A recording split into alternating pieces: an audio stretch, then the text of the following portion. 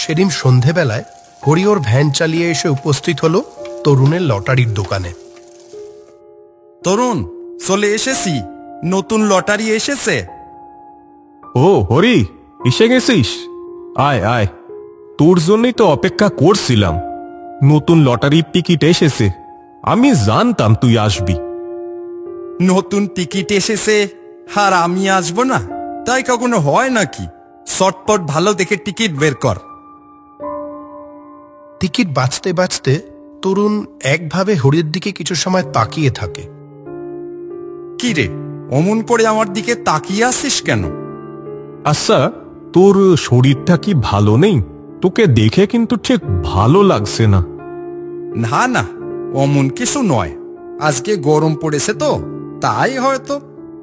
তোকে তো আজ থেকে নয়, অনেক বছর ধরেই দেখছি, ওদিন ধরেই দেখছি তোর শরীরটা তেমন ঠিক লাগছে না, আর বেশ রোগাও তো হয়ে গেছিস। ডাক্তার দেখাচ্ছিস না কেন? ডাক্তার দেখিয়েছিলাম, কিন্তু ও তেমন কিছু হয়নি। ডাক্তার বলেছিল ভ্যান না চালাতে। ওই ভ্যান চালিয়ে এলাম বলে একটু হাঁপিয়ে গেছি, আর তেমন কিছুই না। তুই তো একা মানুষ, বিয়েও তো করিসনি, কি দরকার তোর অত দূরে ভ্যান নিয়ে যাওয়ার? আসলে আমাদের গ্রামের মনিকা দিদি আছে না, ওনার জেঠুর শরীরটা খারাপ, ওখানে যাওয়াটা খুব দরকার ছিল। তাই যখন আমাকে বলল, আমি আর না করতে পারলাম না। মানুষের বিপদ দেখলে তুই একদম সাহায্য না করে পারিস না। হো আর কি। আচ্ছা স্যার, ওসব কথা, আমাকে ওই ওই টিকিটটা দে। ফল কবে বেরোচ্ছে? কালকেই তো। ও, কালকেই? বাহ, দেখি এই পোড়া কপালে এইবার কিছু জোটে কিনা। তুই এত ভালো মানুষ, এত বছর ধরে লটারির টিকিট কিনছিস, তোর কেন বড় টাকা লাগে না জানি না। তোর ধৈর্য আছে বলতেই হবে, না হলে এতদিন ধরে কেউ লটারির টিকিট কেনে? ও কিছু না, একদিন আমি ঠিক বড় পুরস্কার পাবই। ভগবান সব জানে কখন আমাকে টাকা দিতে হবে। হরি পছন্দ মতো টিকিট কিনে নেয়। আরো কিছু সময় তরুণের সাথে কথা বলে। এবার তাহলে চলি রে। বাড়ি ফেরার সময় আবার একবার পটাইয়ের চায়ের দোকানে যেতে হবে। ওর হাতের চা সারাদিনে একবার না খেলে যেন চলে না। সাবধানে যাস, আর নিজের শরীরের একটু যত্ন নিস। ঠিক আছে, চিন্তা করিস না আমারে নিয়ে। তরুণের কাছ থেকে বিদায় নিয়ে হরি ভ্যানটা নিয়ে রওনা দেয় সেখান থেকে। হরি যখন পটাইয়ের দোকানে পৌঁছালো, তখন ইছাপুর গ্রামের বেশ কজন বেশ চিন্তিত মুখেই বসে কিছু নিয়ে আলোচনা করছে। বেশ কিছুটা কৌতূহল নিয়ে সেদিকে এগিয়ে গেল। হরি, এসেছিস? চা গরম আছে, একটু আগেই বানালাম। বাহ, দাও দাও, চটপট দাও। আমরা এখন এখানে আমাদের চিন্তায় মরছি, আর উনি এখন এর মধ্যে চা চা করে লাফাচ্ছে। পেটে বিদ্যা বুদ্ধি না থাকলে যা হয়। এ কি, তুমি ওকে অমন করে বলছো কেন? ও তো জানে না বলেই জানতে চাইলো। তুই কিছু মনে করিস না হরি। না না, ঠিক আছে। আর সত্যিই তো, কোথায় ঠিকভাবে কি বলতে হয় তা আমি তো জানিই না। আসলে সবাই একটা বিষয় নিয়ে চিন্তিত, তাই হয়তো। আচ্ছা, আমি তোকে বলছি, আসলে ইছাপুর গ্রামের বাঁধটাতে ফাটল ধরেছে। আগের বছরই তো কিছুটা ফাটল ছিল, কিন্তু এবার সেটা দেখা গেল অনেকটাই বড় হয়ে গেছে। হ্যাঁ, সেটা তো শুনেছিলাম, কিন্তু মুরেল মশাই তো বলেছিলেন বাঁধটা ঠিক করার জন্য এবার টাকা দিবেন। ওইখানেই তো গন্ডগোলটা হয়েছে রে হরি। কেন? ইছাপুর গ্রামের কয়েকজন মিলে আমরা কালকে ওনার কাছে গেছিলাম। এ কি রে, তোরা এত সকালে আমার বাড়িতে? কোনো দরকার আছে নাকি? আসলে শৈলদা, এই, তোদের কতবার বারণ করেছি না যে আমাকে শৈল দা না শৈল বাবু বলে ডাকবি সব সময়? ও ও মাফ করেন, আসলে ভুলে গেছিলাম। ঠিক আছে, নাটক না করে যা বলবি তাড়াতাড়ি বল, আমার এখন অনেক কাজ আছে। হ্যাঁ হ্যাঁ, আপনার বেশি সময় নষ্ট করাবো না। ইছাপুর গ্রামের বাঁধটাতে ফাটল ধরেছে। হ্যাঁ, তো কি করব আমি? আপনি সেই বলেছিলেন না যে বাঁধটা ঠিক করার জন্য 30,000 টাকা দেবেন। কি বলছিস কি রে? 30,000 টাকা দেবো বলেছিলাম। 30,000 টাকাতে কটা শূন্য হয় তা জীবনে শুনেছিস?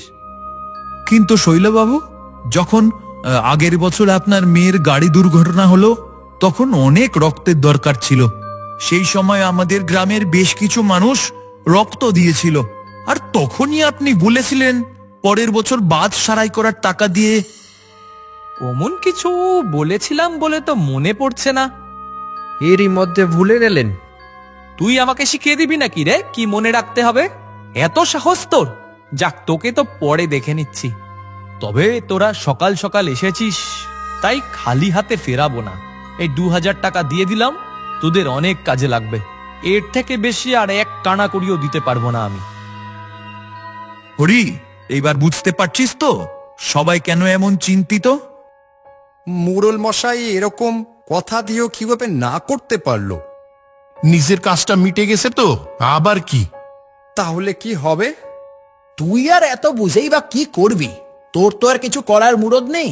তুই যা, তুই বরং গিয়ে ভ্যানই চালা। গণেশ কাকা, তখন থেকে হরিকে তুমি যা ইচ্ছে তাই বলছো।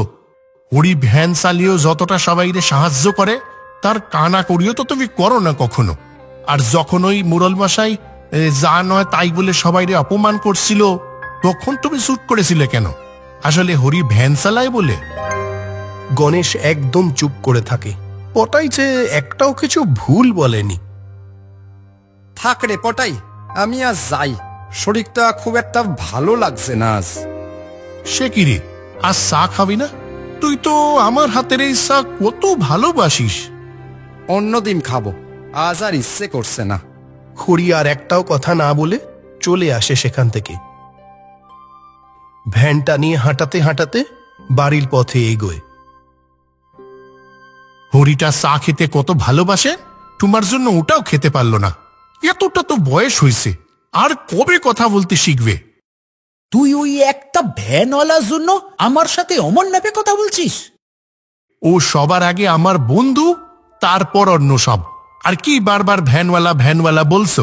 যখন সেই মাঝ রাতে তোমার বউয়ের শরীরটা খারাপ হলো, তখন কিন্তু আর কিছু না পেয়ে ওই সেই ভ্যানওয়ালারেই ডেকেছিলে। আর হাসি মুখে কিচ্ছু না বলে সে তোমার বউকে হাসপাতালে নিয়েও গেছিল। আর তার জন্য সে তো কোনো টাকাও তো নেয়নি। গণেশ কিছু বলতে গিয়েও বলতে পারল না। তোমরা সবাই আসো, আমি এবার দোকান বন্ধ করব। সবাই বুঝতে পারে ওটাই এর খুব খারাপ লেগেছে। হরি বাড়ি ফিরে কিছু না খেয়ে শুয়ে পড়ে। আজ আর ভাত বসাতেও ইচ্ছে করল না তার। ইস, ওর কাছে যদি অনেক টাকা আসতো, তাহলে সে নিজেই বাঁধটা সারাই করিয়ে দিতে পারত। প্রতি বছর যেমন বৃষ্টি হয়, বাঁধটা যদি ভেঙে যায়, তাহলে তো পুরো ইছাপুর গ্রাম ভেসে যাবে। ঈশ্বর কি যাদের টাকা দেয় তাদের মনটা দিতে ভুলে যায়? না হলে মোরেল মশাই সেদিন কথা দিয়েও নিজে সেই কথা রাখলেন না কেন? অনেকটা সময় ধরেই ঘুমানোর চেষ্টা করেও একটু ঘুমোতে পারে না হরি। বুকটা আজ ওর ভীষণ যন্ত্রণা করছে। উঠে বাইরের দাওয়াতে গিয়ে দাঁড়িয়ে আকাশের দিকে তাকিয়ে থাকে। ভীষণ মায়ের কথা মনে পড়ছে আজকে। পরের দিন সকাল থেকে শরীরটা ওর আরো খারাপ হয়। ভ্যান নিয়ে বাইরে বেরোতেও পারে না আজ। সারাদিন শুয়েই থাকে। সন্ধে হব হব করছে, এমন সময় গণেশ এসে ডাকতে থাকে হরিকে। হরি, বাড়িতে আছিস? ও ভাই, বাড়িতে আছিস? সারাদিন যন্ত্রণাতে এপাশ ওপাশ করে চোখটা যেন সবে লেগেছিল হরির।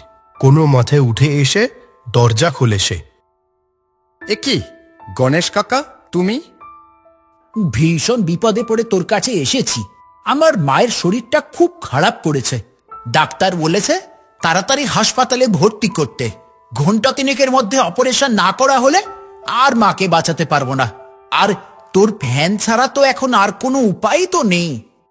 কিন্তু আমার বুকে।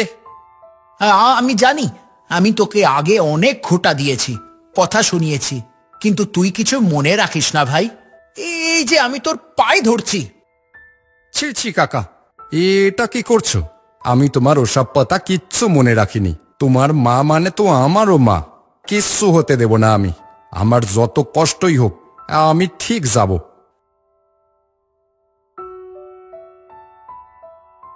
আর দেরি করো না, আমি এখনই ভ্যান বের করছি। হরি গণেশের মাকে নিয়ে তাড়াতাড়ি হাসপাতালের দিকে রওনা দেয়। হরি যত প্যারেলে চাপ দিচ্ছে, তার সাথে সাথে তার বুকের যন্ত্রণা যেন আরো বাড়তে থাকছে। আরো তাড়াতাড়ি চালা হরি, মায়ের খুব কষ্ট হচ্ছে যে। হ্যাঁ গণেশ কাকা, এই তো চালাচ্ছি। বেশ খানিকক্ষণ পর তারা হাসপাতালে পৌঁছে যায়। গণেশের মাকে ভিতরে নিয়ে যাওয়া হয়। হরি কিছু সময় দাঁড়িয়ে থাকার পর অসহ্য বুকের ব্যথায় মাটিতে লুটিয়ে পড়ে। কালকে রাতের লটারির ফলাফলটা তো এসে গেছে। দেখে কি হলো, প্রথম পুরস্কারের 50,000 টাকার নম্বর 3246। আরে এটা তো আমার দোকান থেকেই পেশা টিকিট। কে কিনেছিল দেখি? এ তো হরির কেনা টিকিট। ভালো মানুষের সাথে ঈশ্বর হয়তো ভালোই করে। আসলে খবর শুনে যে কি খুশি হবে। এত বছর ধরে টিকিট কেনার পর অবশেষে ওর স্বপ্ন পূরণ হলো, তাও আবার প্রথম পুরস্কার।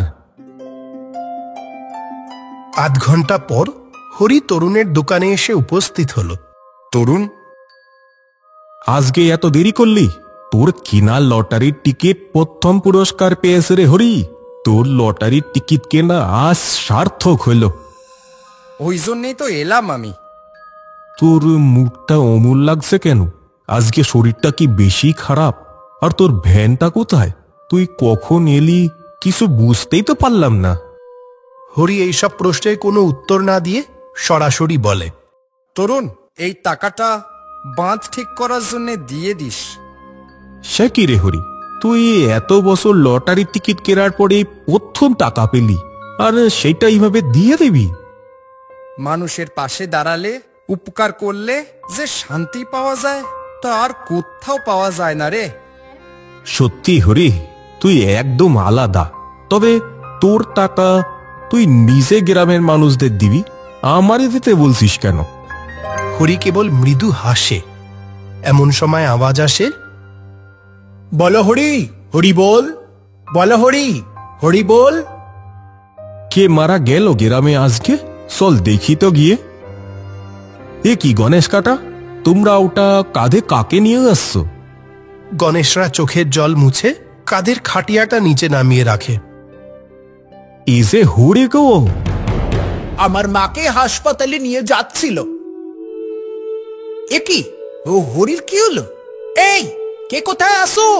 হরি, ডাক্তার বাবু। ও আর বেঁচে নেই, খানিকক্ষণ আগে হার্ট অ্যাটাকে মারা গেছে। ওকে আমি আগেও কয়েকবার দেখেছি। ওর হার্টের 80% খারাপ ছিল। আমি ওকে বারবার বলেছিলাম ভ্যান না টানতে, বিশেষত যখন বুকে কষ্ট হবে তখন তো একেবারেই না। কিন্তু কার কথা শোনেও, আর আজ সব শেষ। গণেশ শুনে যেন পুরো পাথর হয়ে যায়। ছেলেটা বারবার বলেছিল যে ওর শরীরটা ভালো নেই। আমার অত দিনের অত খারাপ ব্যবহার করা সত্ত্বেও আমার মায়ের শরীরটা খারাপ শুনে চলে এসেছিল। ইস, গোটা রাস্তাটায় ভ্যান চালিয়ে আসতে হরিটার কতই না কষ্ট হয়েছে, তবু মাঝপথে থামেনি একবারও। কতটা ভাবি আমি। তরুণ আর দোকানে গিয়ে হরিকে খোঁজার চেষ্টা করেনি। ছেলেটা মরে গিয়েও সবার চিন্তা করে গেল। এমন অশিক্ষিত ভ্যানওয়ালা যেন বাংলার সব মায়েরা পায়। এমন রত্ন সন্তান থাকলে যে কেউ কষ্টেই থাকবে না। ইছাপুর গ্রামের সবাই চোখের জলে হরির শেষ কাজ করে। ওর লটারিতে পাওয়া টাকা দিয়ে মেরামত নয়, একদম নতুন বাঁধ তৈরি হয়।